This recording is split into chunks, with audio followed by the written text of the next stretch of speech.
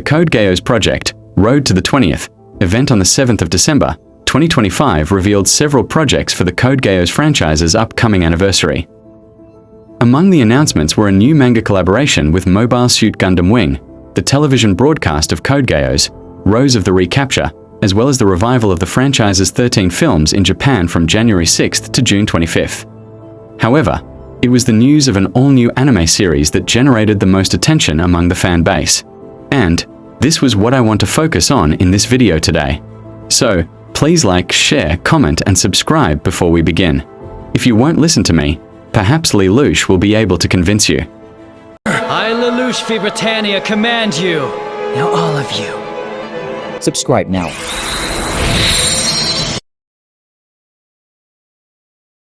It was revealed at the event that this new series is titled Code Geass Hoshi Oi no Asper, which translates to Code Geass, Asper the Star Chaser. Kazuyo Nomura, who's worked on Ghost in the Shell and Moriarty the Patriot, was revealed to be the series director. Modal Nozaki, author of the Hello World light novels, will be in charge of the series scripts.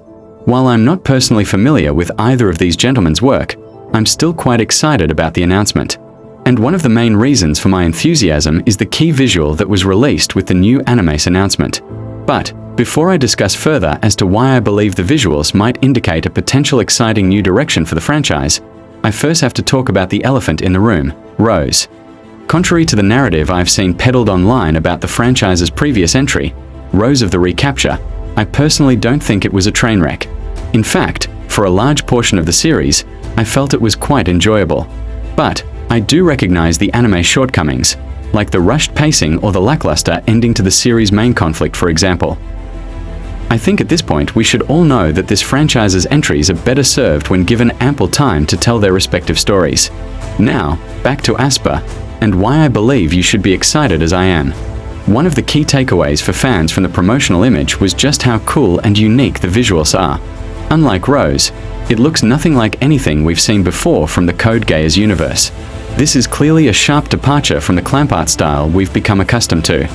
I saw many fans online that had been pessimistic about the future of the franchise after Rose, suddenly expressing interest again. Now, let's discuss the image. The bluish color palette is really cool. The main character depicted in the image, who I assume is Asper, has a very intriguing design, nothing like Lelouch, Akito, or Rose. And as for the severed head floating inches from his palm, I'm sure what to make it honestly, but it sure is interesting to say the least. The shackles around the main character's wrists and ankles makes me feel like at some point, probably at the beginning, he is in some sort of a prison. Perhaps he escapes after being gifted the power of Geass by the mysterious floating head. Just like in Akito the Exiled, where Shinhei Yuga received his Geass power from that mysterious floating skull. If this anime chooses to explore some of the sci-fi and fantasy elements introduced in Akito regarding the origin of Geass, then I'm definitely excited.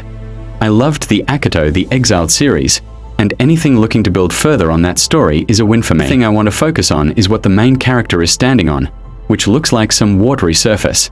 But interests me about that is the water itself, but rather what's reflected in it. A starry sky or space. And it's important to remember that this series is called Asper the Star Chaser. Star being the key word here. I saw many fans online saying this could be an indication that the series might be set in space. Now I don't know how you might feel about the franchise possibly going interstellar, however the notion excites me. The ending of the original anime is unanimously praised by fans. Although this anime will likely take place in the same continuity as Rose. However, the Zero Requiem took place in both continuity.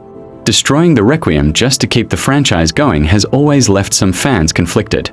This is why I have always felt that jumping decades, perhaps even centuries in the future, where humanity has spread out into space Alajune or Star Wars to the best way to keep telling new stories in the Code Geass universe without sacrificing Lelouch's arc. Another thing that would lend credence to this space theory is the fact that at the very same event where this new series was announced, a Code Geass collaboration with Mobile Suit Gundam Wing, an interstellar set mecha anime, was revealed.